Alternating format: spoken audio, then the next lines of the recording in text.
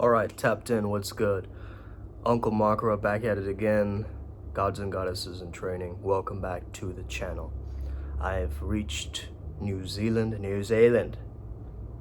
last night, and I'm still a little bit jet lagged. I think kind of getting used to this energy and the mana on this island. I feel it already, and man, everybody here looks so different.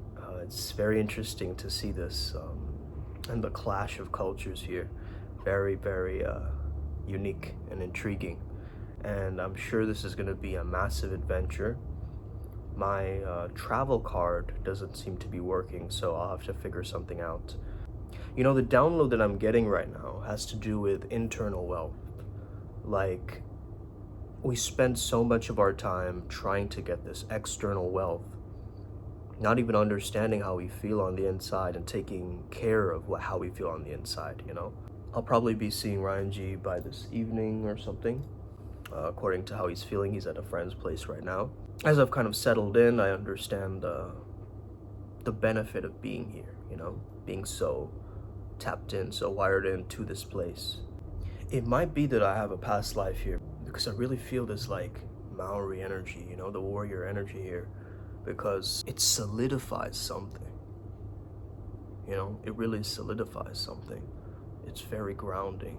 You know, I'm really understanding the power of integration here, because I've noticed my own internal depths of lightness and darkness, and seeing both aspects of it, you know, really understanding it, because if you repress certain aspects of yourself, they come back as mutated forms, in a sense. So one of the major lessons that I've understood is to accept myself in its entirety, all of me. The little flaws, the weird idiosyncrasies, the things that I find obnoxious about myself or cringeworthy about myself are little nuggets of gold waiting to be harnessed for change and transformation. So now that I'm on this island, I feel this metamorphosis energy. Originally, our event had this name, Metamorphosis. And now that I'm finally here, I'm really understanding the energy of the ley lines here, particularly one of the main reasons why myself and Ryan G, we came here. I'm starting to understand that this energy is pivotal, because just like we have chakras, the planet has chakras. And every year we decide that we're going to visit one of these locations, these epicenters of greatness, of phenomena, acceleration, of embodiment of these dragon line energies. I really hope I get my travel card working. I called my mom today. I was like, you know, I scratched the pin wrong or whatever. I'm here by the grace of God, guys. You guys know how much resistance that I had to face to be here. And now I'm finally here, you know, in the hotel. Okay, outside. Here we go. Also, shout out to Ryan G for this little gift right here. Check it out. It's a dolphin, but an upward spiral dolphin. Let's go, upward spiral gang. Yeah. The dolphin is also the animal most associated with my path working, which is the sacral chakra. Yeah, they're just cleaning the rooms or something out there, so that's why there might be a bit of noise. I wanted to talk in today's video about how to wield your own genius. I've taken a lot of the time of my life to wield my own sense of inner power and genius. And it has only been from me understanding that when I transcend my sense of self and I make my identity much greater than myself, I start to win and expand. So if I make my journey about the collective of Primal Sutra instead of just about Zoom or Uncle Makara, that's when I start to shine, because I'm playing in a bigger league, a bigger arena. I'm playing at the world arena stage. I'm not playing in my local city, small town in Kolkata somewhere. No, I'm here to spread my message and become a citizen of the planet. And that's really the energy that you want to embody for this global level of acceleration within you, because Mama Gaia, Mother Earth, it's there to support us in our grounding energies right now. Guys, so I was in the airport, okay? Talk about patience challenges, okay? Heading here from India to Singapore and then Singapore to Auckland. In the flight from Singapore to Auckland, I was sat next to two crying babies, okay? One on this side, I was on the aisle seat. One on this side, one on this side. Imagine going through like a 20-hour flight or something with two kids going wee, wee, wee for hours, right? That takes a certain monk level of discipline and internal stabilization. So I was prepped for that. When the airline's host, he came up to me and he was like, "Are you sure you don't want earplugs, sir?" I'm fine. I live in the heat. I can transmute anything. When I said I'm fine, I really said I'm an alchemist, my sir. My good sir, I'm an alchemist. Okay? So this level of patience is what's coming up for you to wield your inner power, your inner strength. You get that? How did I do this? So imagine like half-digested meal in my stomach, right? With like two sounds of cacophony, right? Happening from both sides. What did I do to transmute it? My breath. Grounding it down through my feet. Having it emanate across the flight. Because it's not just me that these sounds are upsetting. It's everybody else in the flight too. I'm just at the brunt of it. So I almost took on the compassion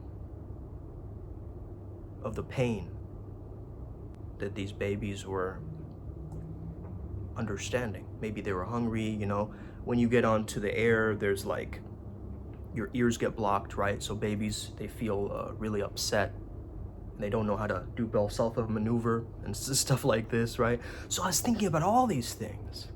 But ultimately, I was focused in on my own inner space, my own inner wealth.